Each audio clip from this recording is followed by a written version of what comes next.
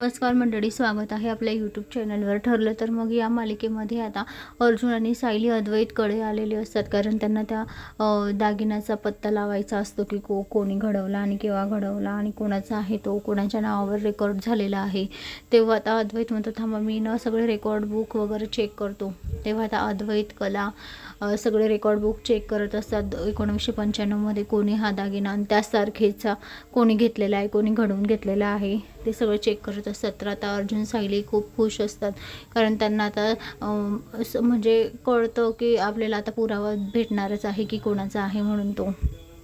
तर आता इकडे कला आणि अद्वैतसुद्धा एकमेकांकडे बघतात, तर पुरावा शोधण्याचा खूप प्रयत्न करत असतात. तेव्हा आता अद्वैत लगेच म्हणतो, येस, ज्या दागिन्यांबद्दल आपण विचार करतो आहे ना की कोणी घेतला, त्या दागिन्याचा रेकॉर्ड बघा, हे इथे सापडलेला आहे.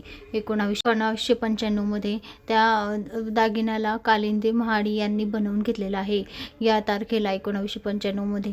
तर आता या ठिकाणी अर्जुन आणि सायलीला पुरावा भेटलेला असतो. तर ते आता अद्वैतला म्हणतात, थँक्यू अद्वैत, तुझ्यामुळे सगळं सक्सेस झालं, हे थँक्यू वगैरे म्हणून आभार मानून ते आता घरी जातात. तर आता त्यांनी चैतन्याला सुद्धा बोलावलं असतं.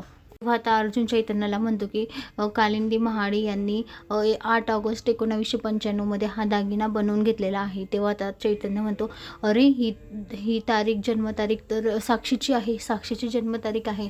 तेव्हा आता अर्जुन म्हणतो, मग कालिंदी महाडी कोण आहे, तिची कोणी बनवलेला असेल. आता अर्जुन त्याला विचारतो आणि अर्जुन विचार करत असतो की कोण असेल ही कालिंदी महाडी, की तिने हा दागिना बनवून घेतलेला आहे साक्षीसाठी.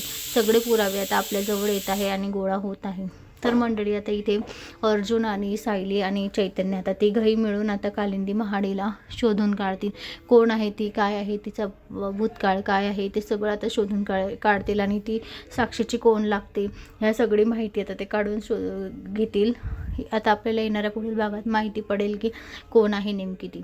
तर मंडळी, अशाच मालिकेच्या नवनवीन अपडेटसाठी चॅनलला लाईक आणि सबस्क्राईब करा, शेअर करायला विसरू नका. धन्यवाद.